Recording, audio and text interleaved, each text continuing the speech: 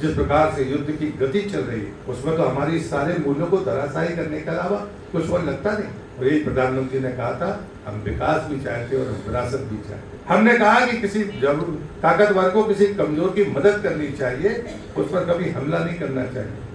हमने श्रीलंका के साथ भी वही किया, हमने बांग्लादेश के साथ भी वही किया, हमने म्यांमार जैसे देश के साथ वो किया, हमने किसी पड़ोसी के साथ अन्याय नहीं किया। अगर नेपाल में भी आपदा आई तो हमारे राजनीतिक मतभेद होने के बावजूद भी हमने उसकी मदद के लिए हम तत्पर हुए। हमने कभी इस बात का भेदभाव नहीं, ये मामूली चीजें नहीं है। हमारे और आपके मध्यवर्गीय जो वर्ग समाज है उसके मन में ये बात आती होगी कि कल डीजल, पेट्रोल या गैस के दाम बढ़ेंगे तो हमारी दिन भर की जो व्यवस्था है वो बिगड़ेगी, महीने की हमारा जो बजट है उस पर फर्क पड़ेगा।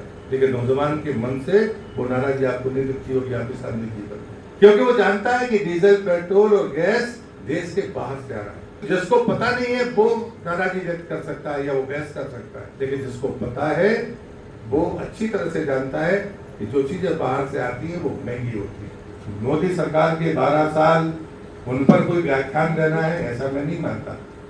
ब्रह्मोस जैसी मिसाइल जिसको अमेरिका इस बात पर रिसर्च कर रहा है कि इसका रास्ता क्या निकलेगा। हमारा तेजस विमान है सबसे कम खर्चे का, उस तेजस विमान को अमेरिका ने हमसे मांगा। तब तक हमें अंदाजा नहीं था कि अगला युद्ध जो होगा वो ड्रोन से होगा। ड्रोन टेक्नोलॉजी के पहले सबसे सस्ता और सबसे हल्का लड़ाकू हवाई जहाज बनाने वाले दुनिया में हम।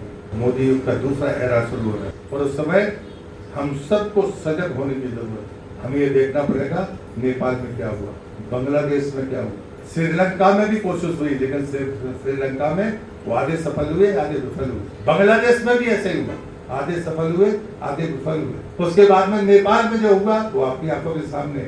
जो पाकिस्तान में घट रहा है वो हर दिन आप टीवी पर देखते होंगे, लेकिन टीवी पर देखकर हम चीजों को जो सीखते हैं वो कई बार पूरी नहीं होती। और इसलिए मैं आपसे आग्रह करता हूँ कि एक बार मोदी जी के 12 वर्षों के कार्यकाल को अपनी नजर से देखो।